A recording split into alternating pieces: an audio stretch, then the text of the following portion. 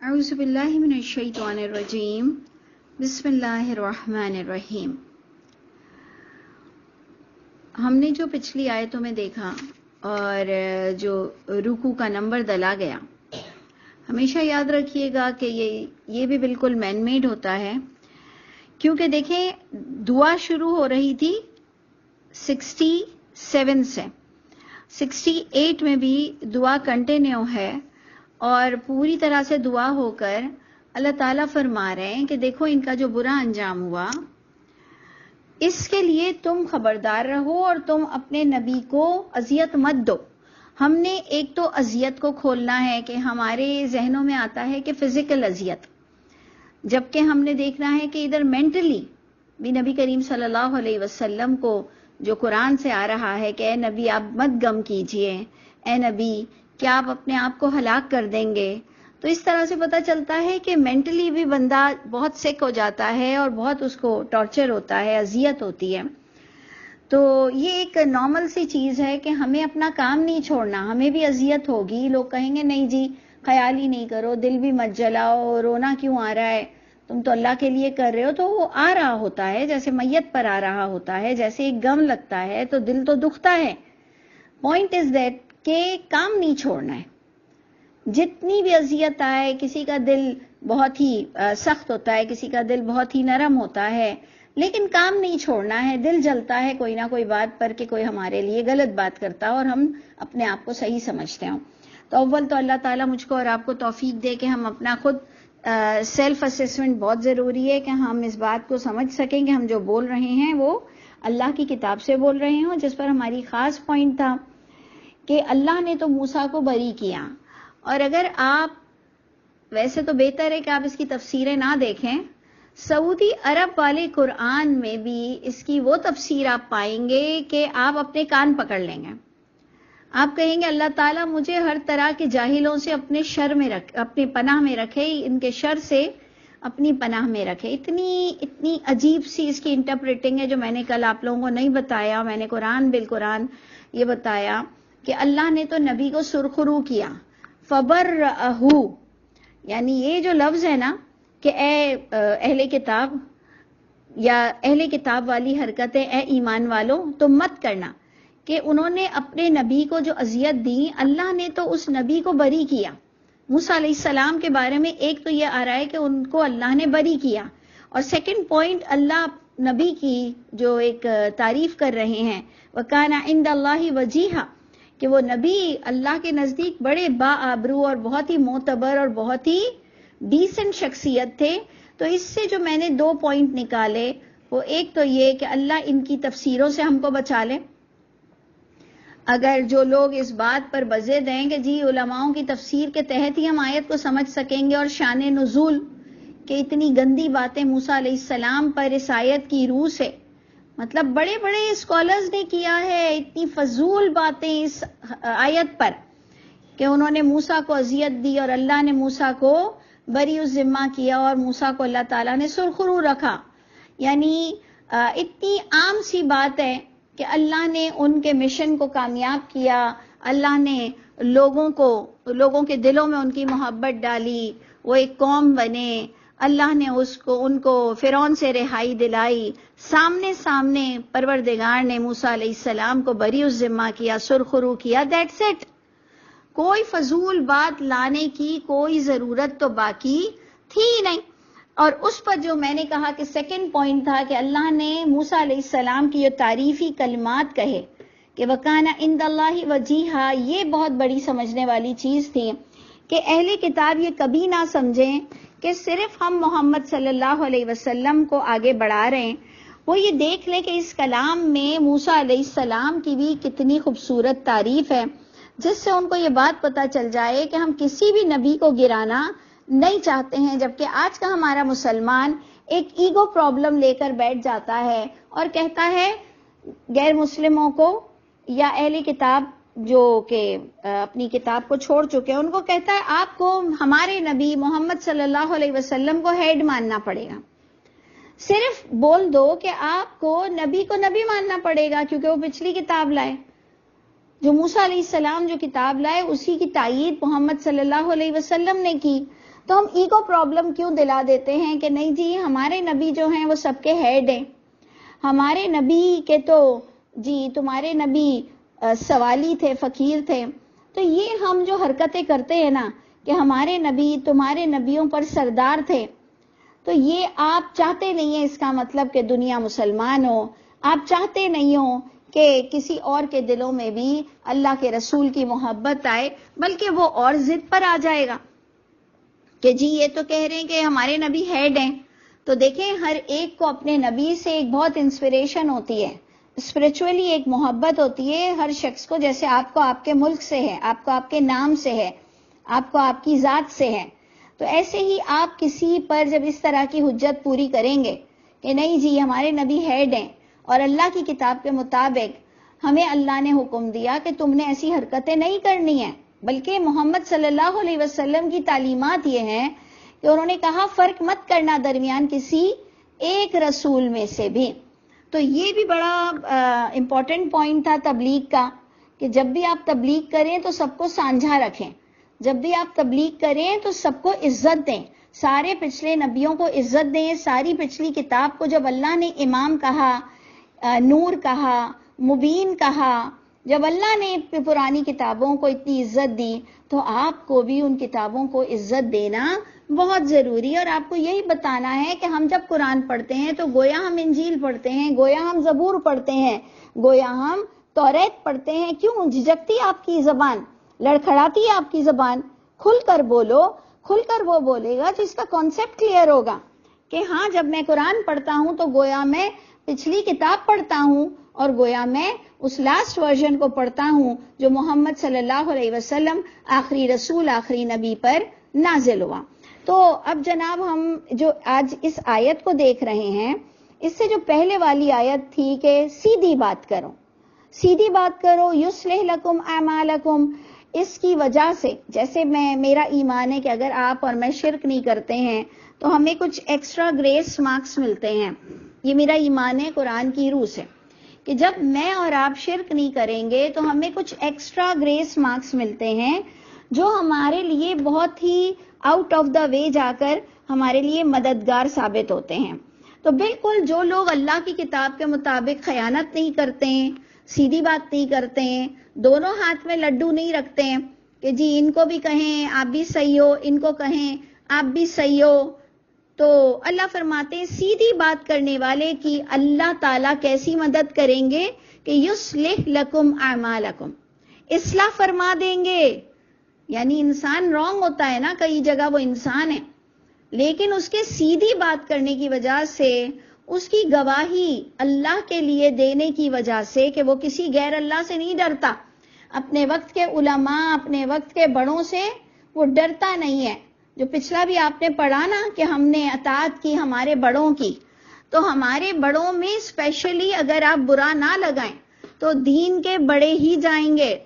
اپنے بڑے ماں باپ، دادا دادی تو جائیں گے لیکن وہ اتنا نہیں جائیں گے. یہاں دین سیکھنے کی بات آ رہی تھی. وہ جو جہنمی تھا نا، وہ جہنم میں جلتے ہوئے اپنے اسپیشلی دادا دادی نانا نانی کو یاد نہیں کر رہا تھا، وہ اپنے دینداروں، بڑے دینداروں کو، علماؤں کو، اپنے علماء سو کو یاد کر رہا تھا.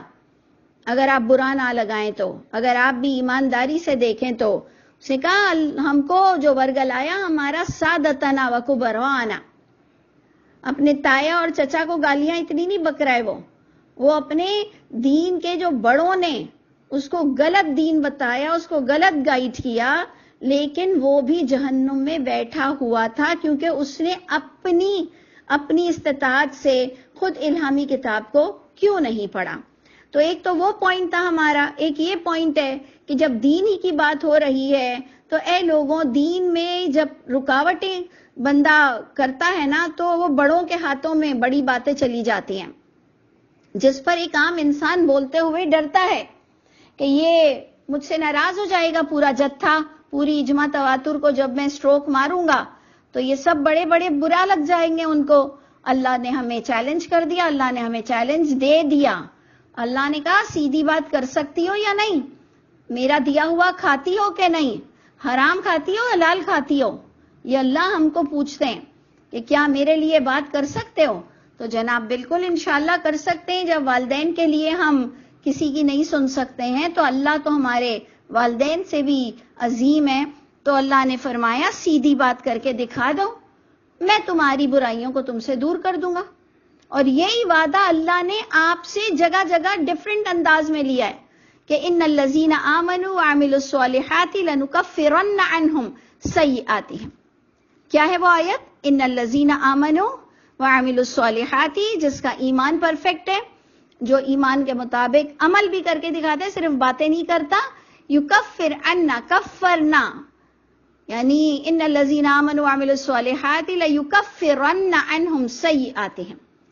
ہمارا وعدہ ہے، اللہ کہتے ہیں ہمارا وعدہ ہے، ہم اس سے اس کی برائیوں کو دور کر دیں گے.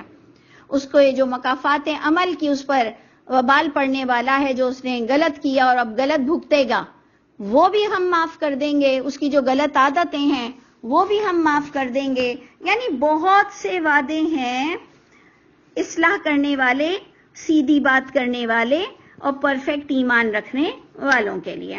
تو اور ہمیں اور کیا چاہیے آپ دیکھ لیجئے کہ وَيَغْفِرْ لَكُمْ ذُنُوبَكُمْ، اللہ بخش دیں گے تمہارے گناہوں کو.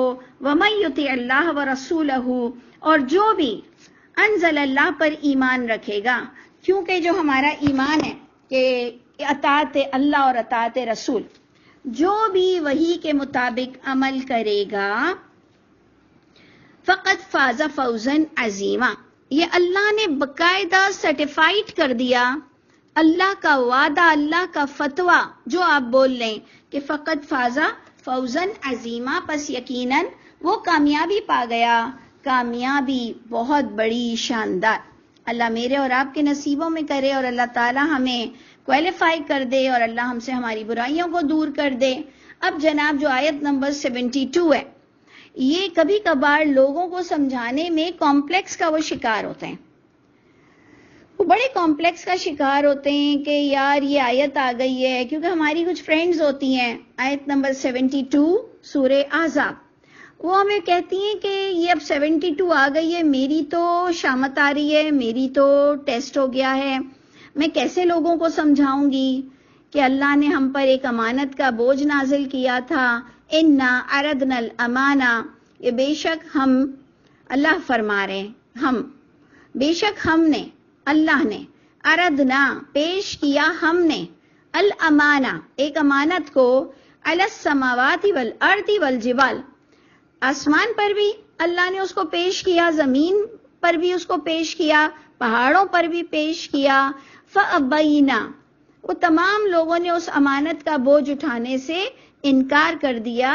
ان یحملنہا، یہ کہ وہ اٹھائیں، لادیں اس بوجھ کو.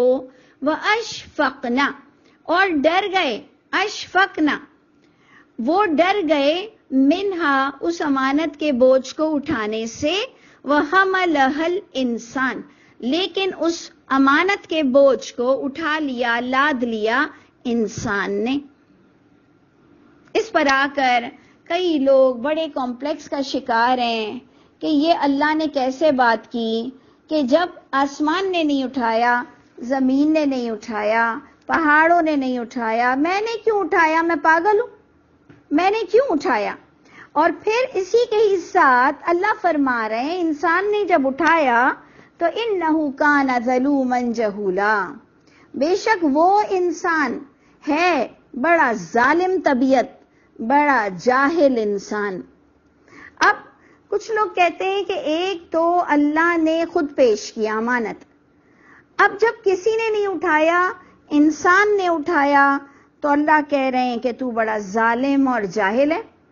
تو ہم نے آپ کو کل بھی کہا تھا کہ پلیز اس کے انداز کو بیان کرنے کو تھوڑا سا اپنے سٹائل کو بدلو کہ اللہ ہمارے ساتھ کوئی مذاق نہیں کر رہے ہیں، اللہ ہم پہ کوئی طنز نہیں کر رہے ہیں. کہ میں نے آپ کو کل بھی کہا کہ ایک ایسا گفٹ جو دکھنے میں بڑا اور اچھا تھا لیکن اندر کھولا جائے تو اس کے اندر کچرا ہو، اور پھر کوئی خوش ہو، ہنسے کہ جی تم میرے دھوکے میں آ گئے کہ تم نے کچرے والا باکس اٹھا لیا جس کو میں نے زیادہ سجایا تھا. ایسا نہیں ہے اللہ، ایسے نہیں ہے اللہ. یہ اللہ تعالیٰ بتا رہے ہیں کہ انسان تجھ میں صفت تھی، تجھ میں وہ تمام کوالٹی تھی کہ تم نے اس امانت کو لوگوں تک ایز اٹ از پہنچانا تھا. قولوا قولا سدیدا, پوائنٹ ٹو بی نوٹڈ, قولوا قولا سدیدا. سیدھی بات تم کو کرنے کا اللہ نے طریق, تمیز, سماعت, بصارت, دل دیا تھا, جو کہ پہاڑ کو, زمین کو, آسمانوں کو نہیں دیا تھا. اللہ نے پیش کیا اور وہ انسان ہی اس کا بوجھ اٹھا سکتے تھے, لیکن انسان نے جہالت پر, اپنے آپ کو جہالت پر رکھا, جبکہ یہ جو امانت کا بوجھ تھا یہ علم سے ٹیکل ہوتا تھا. یہ اتنی سی بات ہے کہ یہ جو امانت تھی, قولوا قولا سدیدا. دیکھیں سارے آس پاس کو میچ کریں, آس پاس کا جو قصہ تھا اس کو اس بات سے میچ کریں کہ ایک جہنمی کہہ رہا ہے اللہ ہم نے اپنے بڑوں کی مانی, انہوں نے ہم کو راستے سے بھٹکا دیا. یہ قصہ آپ کو کسی نہ کسی طرح آس پاس کی باتوں سے لنک کریں گے. اسی کو کانٹیکسٹ کہتے ہیں, اسی کو کہتے ہیں کہ اسی کے مطابق میں اور آپ تفسیر القرآن بالقرآن کر سکتے ہیں. لاکھوں کروڑوں ایک طرف ہوں, بڑے بڑے اسکالر ایک طرف ہوں, ہم اپنی دلیل پر لوگوں کو بتا سکتے ہوں کہ آپ نے ایسے سمجھا, میں نے ایسے سمجھا. میں خود بھی قرآن کی مفسر ہوں, میں خود بھی قرآن کی مفتی ہوں, میں بھی عالمہ ہوں. بھائی آپ کو ڈگری کی ضرورت ہے, ہمیں ڈگری کی ضرورت نہیں ہے. یہ میرا قرآن ہے, یہ میری ذات ہے, یہ میرے اللہ ہیں, میرا رائٹ ہے. آپ کیا کر سکتے ہو؟ سمجھ آئی نا بات؟ تو آپ کو آس پاس سے بات لانی ہے, کیونکہ بات کہاں پر بہت زیادہ عجب لگ رہی ہے کہ جب اللہ نے پیش کیا اور کسی نے نہیں اٹھایا اور انسان نے اٹھایا تو اللہ ہم کو جاہل اور ظالم بول رہے ہیں. تو ہمیں کیوں بول رہے ہیں؟ اللہ تو بڑے شفیق ہیں, اللہ تو بہت ہی کیا لفظ لوں, بس اللہ کے لیے تو ہر معاملہ رحیم, کریم, شفیق, رؤوف, حلیم. اللہ کیا کچھ نہیں ہے. اللہ ہمارا مذاق نہیں اڑا رہے ہیں, بخدا اللہ ہمارا مذاق نہیں اڑا رہے ہیں ظالم اور جاہل بول کر. اللہ کہہ رہے ہیں تمہیں علم دیا لیکن تم جہنم میں جلو گے, اور پھر تم گالیاں بکو گے اپنے بڑوں کو. تم کو علم حاصل کرنا تھا, تمہیں علم کے مطابق اختلافات کو دور کرتے ہوئے سیدھی بات کرنی تھی. تم کو نبیوں کا پرپس جاننا تھا کہ نبیوں کو سیدھی بات کرنے کے لیے بلایا جاتا ہے. ہر اختلافی بات کو نبی سارٹ آؤٹ کرتے ہیں. تو تم نے جہالت پر اپنی زندگی گزاری, آنکھیں بند کر کر اپنے بڑوں کے پیچھے چلے. تم نے اتنی بڑی امانت کا انڈیویجولی بوجھ اٹھایا تھا. دیکھیں جب ہم کوئی بوجھ اٹھاتے ہیں, ایون ہمارے ماں باپ کوئی قرضدار ہو کے مر جاتے ہیں, فار ایگزامپل ہمارے ماں باپ نے کسی کی امانت میں خیانت کر دیا, وہ مر گئے.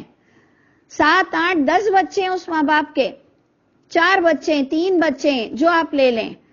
1, 2, 3 کسی کو بھی عقل آئے گی کہ اگر کوئی نہیں بھرتا تو میں جو اپنے ماں باپ کی وراثت میں سے انہوں نے جو خیانت کی ہے, جو لوگوں کا مال لیا ہے, وہ میں بھر دوں. سمجھ آئی؟ یہ امانت جس کو ادا کرنی ہوتی ہے نا, وہ کہیں سے بھی لا کر اس کو پورا کرتا ہے. تو اگر آج ہمارے بڑے بھی جاہل ہیں, جس پر آپ نے, اگر آپ کو میری بات کا یقین نہ آئے نا, تو آپ سعودی عرب والا قرآن کھول کر وہ موسیٰ علیہ السلام والی تفسیر پڑھ لینا, آیت نمبر 69 پر, جو انہوں نے جس طرح سے اللہ معاف کرے بھونڈی تفسیر کی ہے. سیدھی بات کر رہی ہوں میں, بہت سیدھی بات کر رہی ہوں. اتنی غلط انٹرپریٹنگ آیت 69 کی دی ہے کہ آپ شاید پڑھتے ہوئے حیران ہوں گے, کہ آپ کو لگے گا کوئی مجھے چٹکی کاٹے کہ میں جو پڑھ رہا ہوں, میں وہ پڑھ رہا ہوں یا خوابوں میں ہوں. یقین جانے آپ اپنے آپ کو چٹکی کاٹیں گے کہ کیا میں خواب میں ہوں یا میں واقعی ایک کتاب پڑھ رہا ہوں جو نام نہاد سعودی اسکالرز نے پاس کی ہے اس کی تفسیر. آپ کو یقین نہیں آئے گا تو پھر ابن کثیر اور دوسری تو تفسیریں آپ پڑھ کر گھوم جائیں گے. تو اس لیے اے لوگوں تمہیں امانت کا بوجھ دیا تھا، سیدھی بات کہنے کا تمہیں حکم ملا تھا، جس پر تمہیں فوزن عظیمہ کامیابی بڑی کا وعدہ دیا تھا، اور اللہ نے تمہیں جو پیدا کیا اس کا مقصد یہ تھا کہ تم پر ایک امانت کا بوجھ لادا جائے، وہ کسی نے نہیں اٹھایا۔ انسان تجھ میں اللہ نے ساری ریکوائرمنٹ کو پورا کیا، لیکن تو بھی ظالم ہے، شرک کرتا ہے، حق مارتا ہے، جاہل ہے، علم ہوتے ہوئے اندھوں کی طرح چلتا ہے۔ بس اس میں کوئی اللہ میرا اور آپ کا مذاق نہیں اڑا رہے ہیں کہ جی تم نے اس امانت کا بوجھ اٹھایا اور تم تو ہو ہی جاہل، ایسا نہیں کہہ رہے ہیں، کہہ رہے ہیں تمہاری جہالت پر مبنی تم اب کس طرح کام کرو گے، علم کی روشنی میں آ جاؤ اور حق مارنا چھوڑ دو۔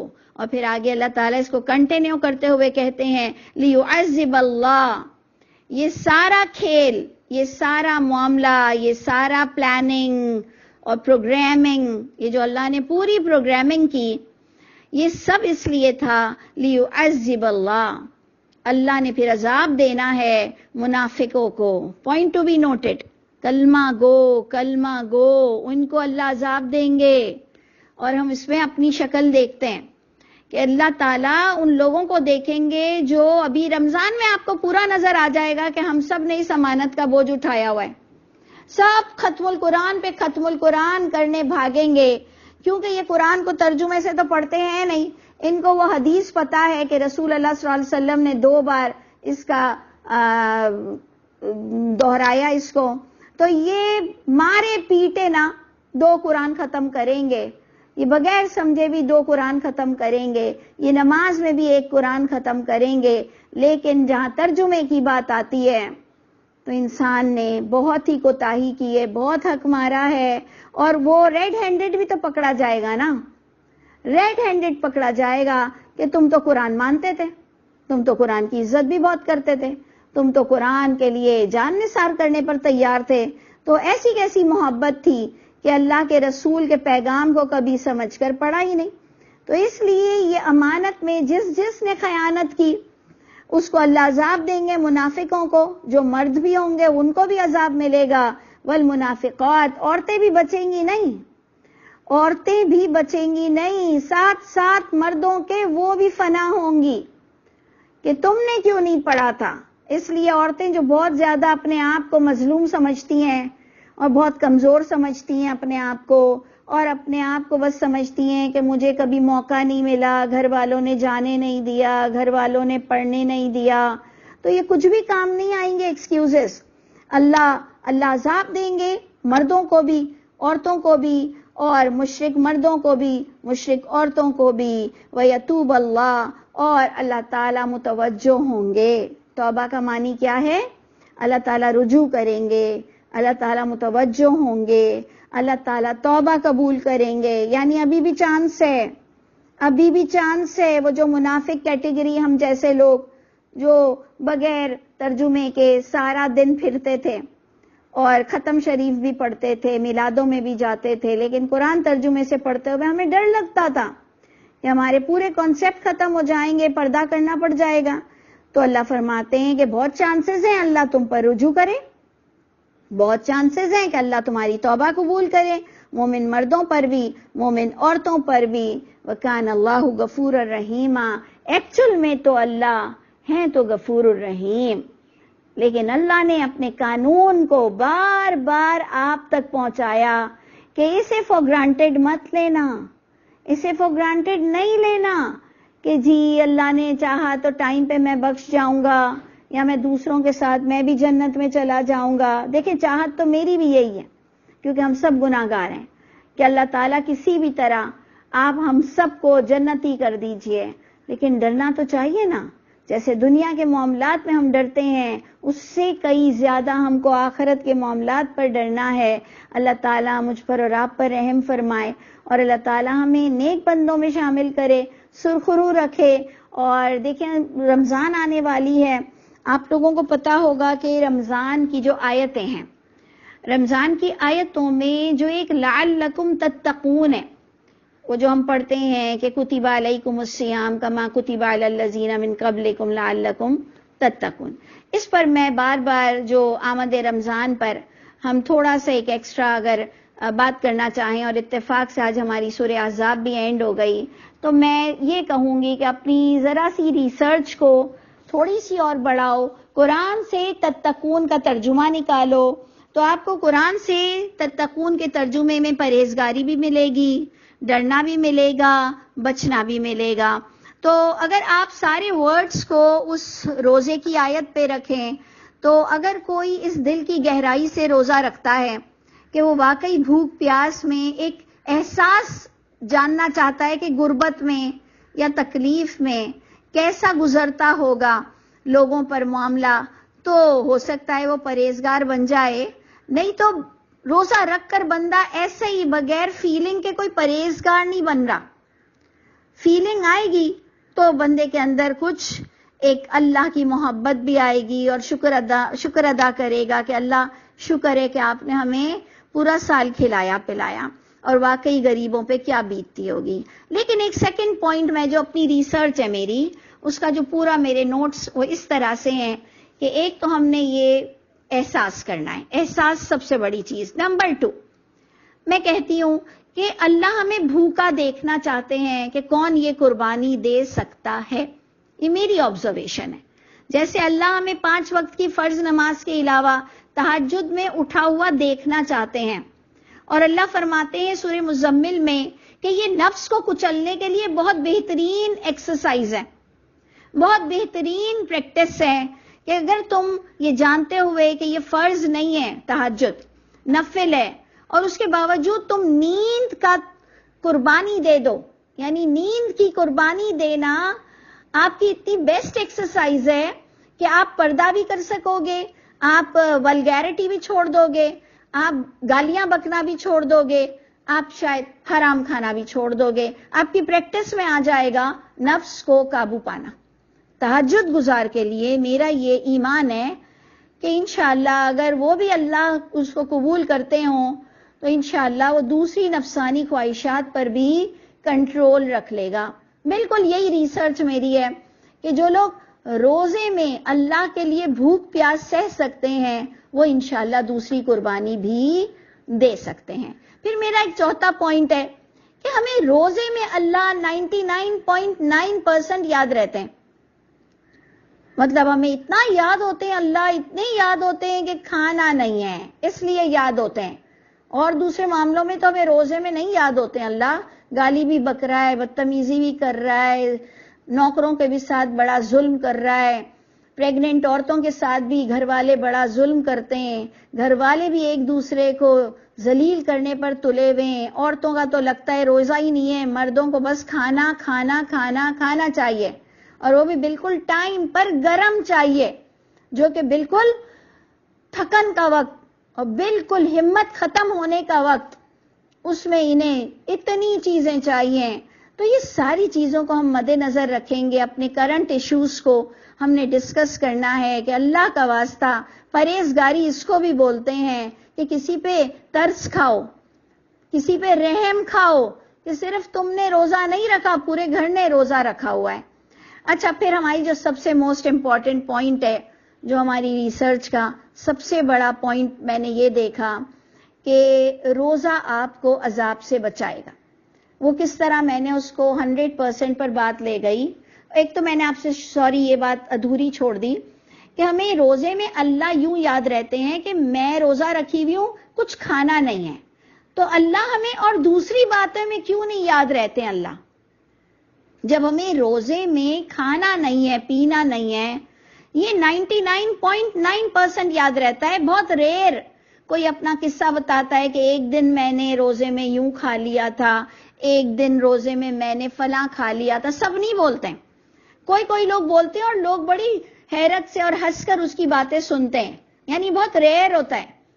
11 منتھس بعد آپ رکھتے ہیں، 11 مہینے بعد آپ رکھتے ہیں، لیکن آپ پرفیکٹ ہوتے ہیں. آپ بہت کم کبھی آپ لوگوں میں سے کسی نے کچھ کھایا ہوگا. یہ ہم سارے معاملات پہ اتنے پرہیزگار کیوں نہیں ہیں؟ تو ادھر بھی انشاءاللہ میں اور آپ فوکس کریں گے. اب لاسٹ بات میں آپ سے کہتی ہوں کہ میں نے جب قرآن کو پورا ٹٹولا تو میں نے پایا کہ قرآن میں جو نفلی روزے ہیں یہ کہیں پر پینلٹی ہے اور کہیں پر کمپنسیشن ہے. یعنی پینلٹی یعنی آپ کو اس کا فائن دینا پڑے گا، اور کیا ہم کہیں گے پینلٹی کو، جرمانہ. یعنی کہیں پر وہ روزہ جرمانے کی صورت میں ہے اور کہیں پر وہ نفلی روزہ متبادل ہے، کمپنسیٹ کرتا ہے، کسی کمی کو پورا کر دیتا ہے. جس پر اگر آپ نے بیوی کو ماں کہا ہے تو آپ کو پینلٹی لگے گی کہ 2 مہینے کے لگاتار روزہ رکھو، پھر جا کر بیوی کو ہاتھ لگاؤ. اگر آپ حج کرتے ہیں، قربانی نہیں دیں گے، تو آپ کو کمپنسیشن ملے گا کہ اوکے آپ اس طرح اس قربانی کو کمپنسیٹ کرو. اس کا متبادل یہ ہے 3 روزے وہیں رکھنا، پھر گھر پہنچ کے 7 رکھنا. جھوٹی قسم کھائی ہے تو فائن دو، 3 روزے رکھو. تو آپ میری بات سمجھ چکے ہوں گے کہ میں نے جب قرآن سے نفلی روزے دیکھے کہ روزے کس بنا پر ہوتے ہیں، روزوں کا مقصد کیا ہے، کہ اللہ ہمیں بھوکا پیاسا کیوں رکھتے ہیں، تو مجھے وہ فائن اور پینلٹی اور کمپنسیشن نظر آیا.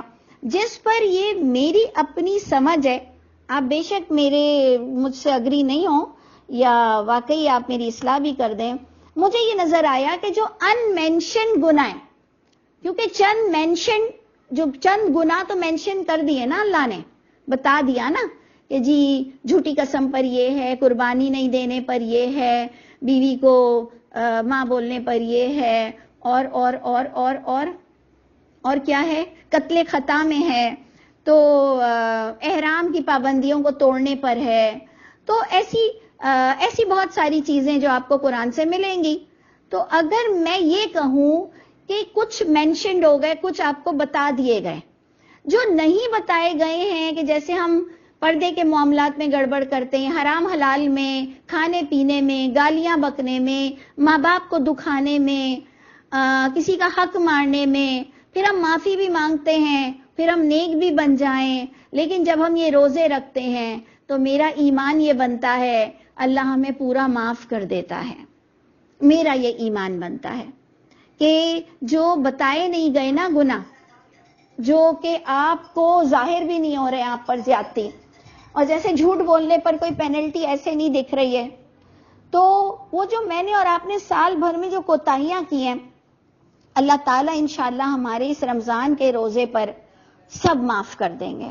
یہ میرا ایمان بنتا ہے، اور اللہ واقعی ہم سب کو معاف کر دے. اسی لیے میں کہتی ہوں کہ اللہ ہمیں رمضان سے پہلے ہی معاف کر دے، ہم اتنے اچھے بن کر دکھا دیں بغیر روزے کے، ہم اتنے سنسیئر ہو جائیں، ہم اتنی اچھی اللہ سے دوستی کر لیں کہ ہم رمضان سے پہلے ہی دھل جائیں، اور پھر رمضان کا روزہ ہم پہ نور و نلا نور بن جائے. صرف 2 منٹ کے لیے سوچئے گا کہ آپ کے اعمال نامے میں کوئی گناہ نہیں، اور وہ شخص جب روزے رکھتا ہوگا تو اس پر کیسی رحمت برستی ہوگی، اور وہ اللہ کا کتنا لاڈلا ہوگا. اور بس اللہ مجھ کو اور آپ کو، ہم سب کو ایسا انسان بنا دے. اللہ تعالی ہم سب کے حامی و ناصر ہوں. السلام علیکم ورحمۃ اللہ وبرکاتہ.